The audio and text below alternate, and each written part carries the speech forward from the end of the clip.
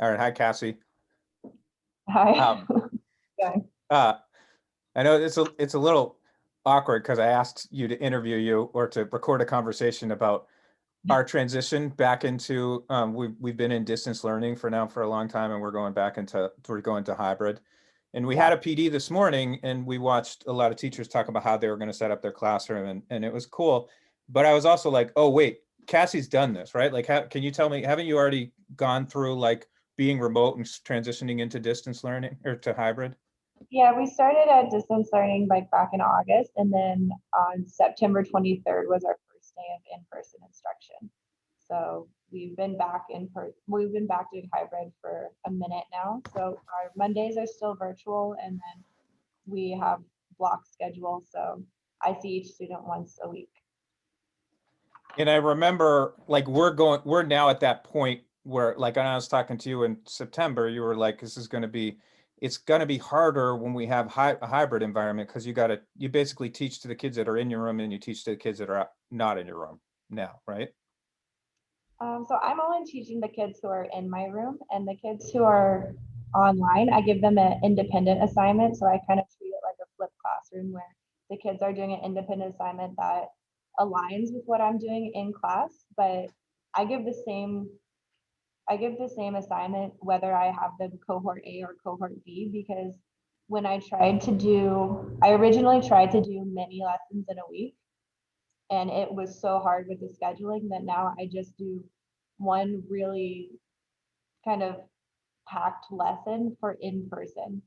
And then the stuff that they're doing at home is supplemental, whether they're getting that supplemental information prior to my instruction or after my instruction. I'm just seeing it as supplemental. So does every student's in one of two cohorts, so they don't have or you're not the students that have chosen to be remote are another teacher's responsibility, or are there teachers that Yeah. never step into yeah, okay. Yeah, we have a separate virtual academy. That being said, we do have so many kids right now who are choosing to self quarantine or who are quarantined due to exposure that we do have maybe like 4 or 5 kids in each of my sections who are completely online, and I don't see them at all. And so I just have them remain on the Zoom call, and then I share my screen and I have like a little microphone so they can hear my notes. But once Okay. we finish the notes and we go into like the work portion, I tell them they can sign off and they can go work on their own. So they're not just staring at the screen all day. But that's like the longer that we've been staying like this, more kids were getting quarantined. So like even last Friday, I had an extra 7 kids being quarantined. So you have to be really flexible, and any lesson that you plan, you have to make it accessible online.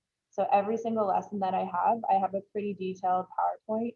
And then that way, in the event that a kid will be absent, which is so frequent, I just send them that PowerPoint. Everything's already there on Canvas for them to access, and I don't even have to worry about um, making multiple lessons in the case of an absence. Like I just assume there's going to be a kid absent every single day.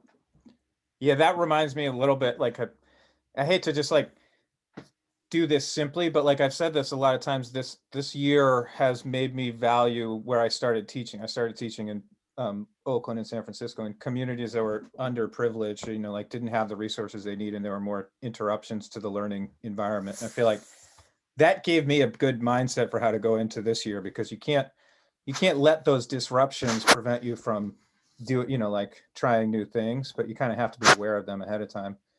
I'm Yeah. curious if you have any, like, what would you say about mindset? Like, I think we want to jump straight to what are the websites, what are the technical resources, but like, what have you learned about mindset from the course of the year that you would tell your September self?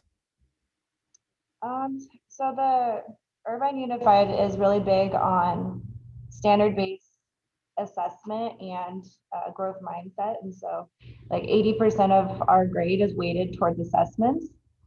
And that heavily relies on the fact that we allow the kids to retake things over and over again. And the fact that I only see them 1 time a week in person is really impacting the retake policy. The kids they forget things week to week. First of all, like they will do fine 1 week and then the next week legitimately not remember what they learned. And then there's just not enough time to do the retake. So every single time we have a grading window closing, there's like this mass scramble to get the kids to retake. And so if I had known that that was going to be so much pressure on me, I would have been way more proactive about getting kids to do retakes as the trimester is going instead of waiting until like the last couple weeks. Even the last unit test that I gave, I thought giving 3 weeks before the end of the grading period would be enough time for retakes, and it was not, because 3 weeks sounds like a long time, but it's only 3 times seeing them in person. And we're trying to avoid the kids doing retakes from home. But at this point, we are allowing the quarantine kids to do retakes from home. We have a teacher aide of, watching them, and we try to make it seem like we can really catch them cheating, but it's really impossible. So I'm making the assessments way shorter than ever before, so that retakes don't take very much time. And actual long assessments, we're only doing 1 or 2 per grading period. We're doing a tiny quiz every single week, kind of like you guys do, like the exit tickets every day anyway. I would say do a really small exit ticket every single week, and then don't give long assessments, because if the kid is out for the assessment, it becomes a huge struggle where the parents get very upset that their kids are quarantined due to exposure. Their child has done nothing wrong, and then their grade is impacted.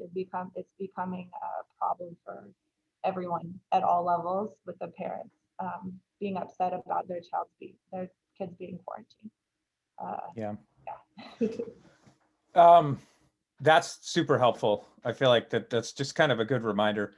What about like your own mindset, like as a teacher? Like, is there anything you would say, like, where you, like, if you could go back to September and start all over again, would you change any of the ways you did things, or Um, I know that some of the teachers, as soon as we got back, felt that it was a good idea to do an assessment to see like a pre-assessment to see what did they learn during distance learning.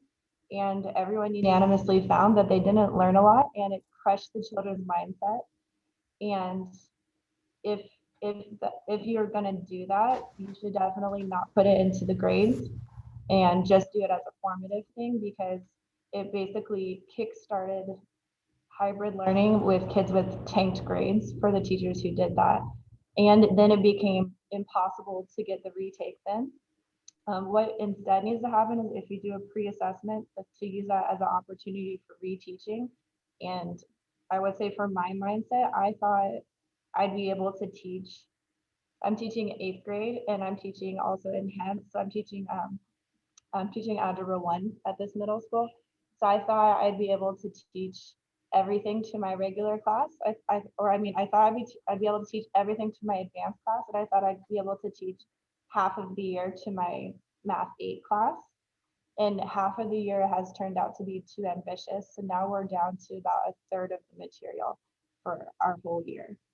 And this is a really advanced school. This is a school that is competitive with Amador. My classes are stronger than they were at Amador, and they're still not whoa, able. whoa, whoa, whoa? No, just kidding. Well, the enhanced class, I didn't teach enhanced at Amador, but my enhanced classes here are much stronger.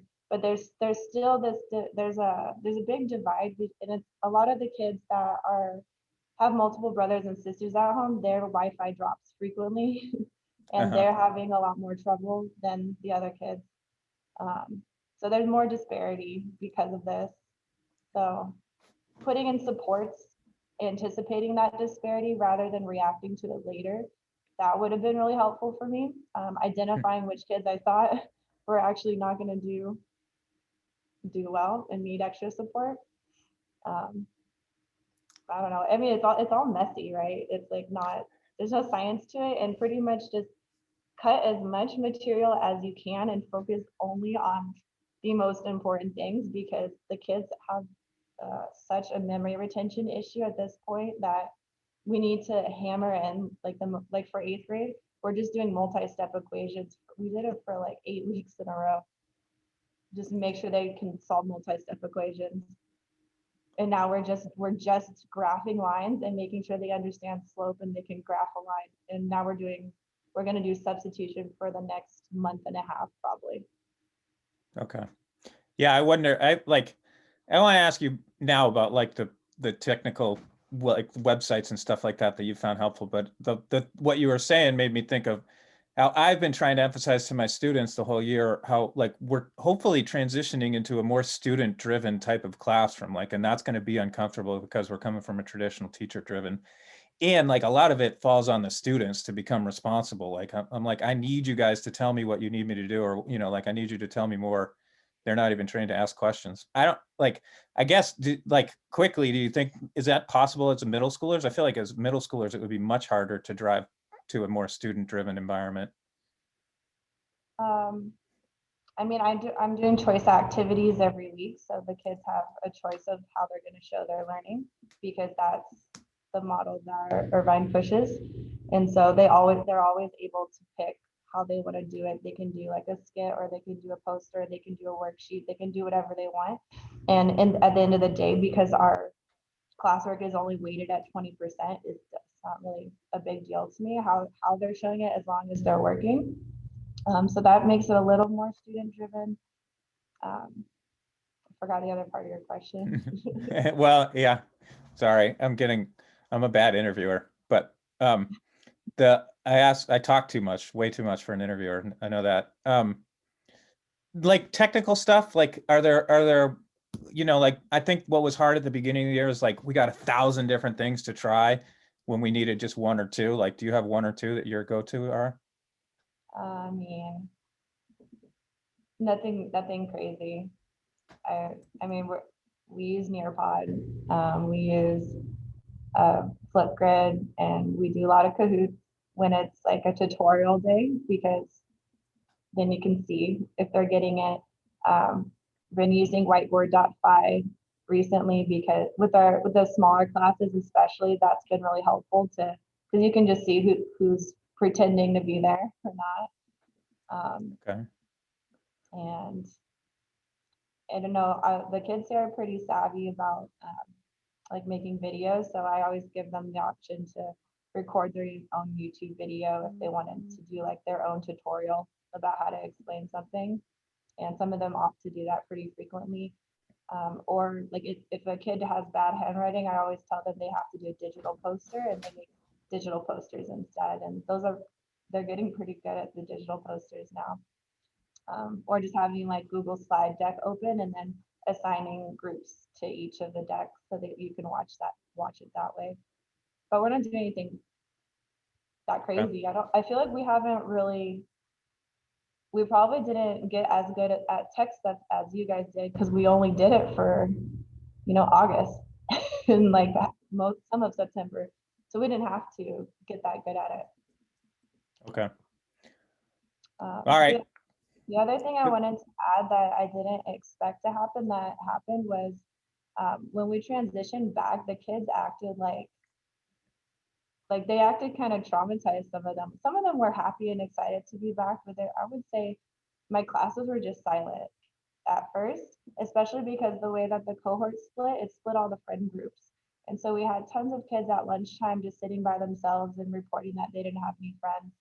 And our entire school made an agreement not to have any instruction for the first, I think it was 2 or 3, it might have been 3 weeks. We did only social emotional learning, and we weren't allowed to do instruction. And I don't think we could have done instruction the first couple of weeks the way that some of the kids were so freaked out, and some of them were like just so freaked out about cleaning and stuff. And I was really worried about the cleaning. I was really worried about kids keeping their masks on, and it hasn't been an issue whatsoever. The kids clean, the kids keep their masks, they keep their masks on, and they know that if they don't, they're going to be dismissed from school. So it has never been, I've never had any issue with any kid about that. All right. That actually brings up another, like I was the whole like 2 or 3 weeks on social emotional learning. I'm kind of like, it's like that beginning of the year when you've got to focus on classroom management and you want to just get straight into your content. But I also wonder what I would do if I focus on social emotional learning. Um, I guess I almost thought of just like teaching them to play card game. Like for the first couple of weeks, like we play card games and see if we can create an environment where they learn from that. Um, the question I wanted to ask you is more like mental health stuff though, like, because we talk about mental health a lot, and that social emotional learning thing that you said Mhm. made me think of it. Like, do you have any advice for putting the kids' mental health ahead of our own content or anything like that? Um, I just think they need to know what to do when they get quarantined and how to reach out, because every single kid right now who is getting a D or an F for me is a kid who was quarantined, and they weren't able to keep up with the rest of the class during that time, even though I feel like I provided everything that they would need.